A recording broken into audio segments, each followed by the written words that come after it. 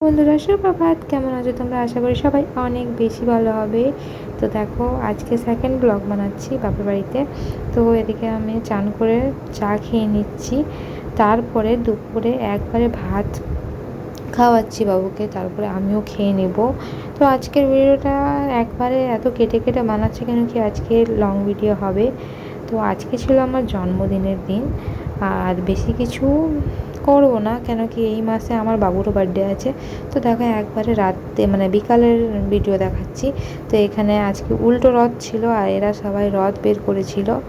তো সজা রথ আমার বাড়ি থেকে বের করে নানি বাড়িতে রেখে দিয়েছিল, নানি বাড়ি থেকে বের করে দেখো আমার বাড়িতে ফিরে রাখবে। তো আজকে আমরা মেলাও যাচ্ছি। তো আমি এখানে রেডি হচ্ছিলাম। আর আজকে আমার ভাই একটা কাণ্ড করেছে, মানে পাংখাতে আঙ্গুল লুকিয়ে নিয়েছে। তো বোন ওকে নিয়ে গিয়েছে মেডিকেল দেখাতে। তো বোন আসবে তারপরে আমরা যাব। তখন আমার ছেলেও রেডি হয়ে গেছে, আমিও রেডি হয়ে গেছি, আর বোনও এসে গেছিলো রেডি হয়ে। তো আমরা বেরিয়ে গেছি। তো শিব মন্দির অবধি হেঁটে হেঁটে যাব, তারপরে টোটো করে যাব। তো আমরা এখান থেকে হেঁটে হেঁটে যাচ্ছি। তারপরে মামা ফোন করলো কি মামা আর আমার বড় ভাইটাও আসছে। ছোটো ভাইটা বেচারা আসতে পারলো না, ওর একটা বিপদ ঘটে গেল আর কি বলতে পারো আজকের দিনে। তো আমরা চলে যাচ্ছি, দেখতে পাচ্ছ রাস্তায় প্রচুর মাত্রায় ভিড় আছে, আজকে উল্টো রথ বলে কথা, সেই জন্য দেখছো অনেক ভিড়। দেখো মেলার শুরুয়াতটাতে আমরা যাচ্ছি, শুরুর দিকে যতটা পেরেছি ততটা ভিডিও আমি করেছি, তারপরে ভিড় ভাড়াক্কাতে বেশি ভিডিও করতে পারিনি। তো এইটা হচ্ছে আমাদের দুর্গাপুরের চিত্রালয়ের রথ মেলা।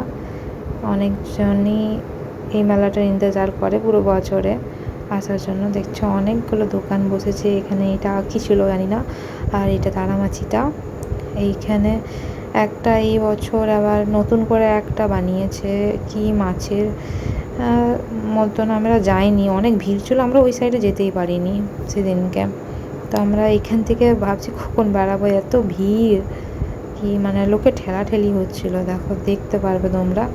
তারপরে আমরা যাচ্ছি। তো মেলায় না সবাই একসাথে আসলে মজা অনেক আসে।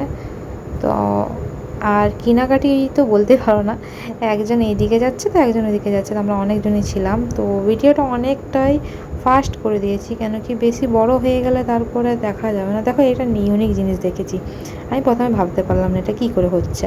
তারপরে অনেকটা গড় করে দেখার পর বুঝলাম এইটা এইভাবে হচ্ছে, মানে কি দাদুটা আঙুল দিকে হেলাচ্ছিল আর বান্দরগুলো নাচছিল। তো এটা বুঝতে পারিনি কেন কি পাতলা দড়ি থাকে। তারপরে দেখো আমার মা আমার জন্য কী বানিয়েছিল, যেহেতু আমার জন্মদিন। আজকের ভিডিওটা এখানে অবধি, ভালো লাগলে লাইক শেয়ার কমেন্ট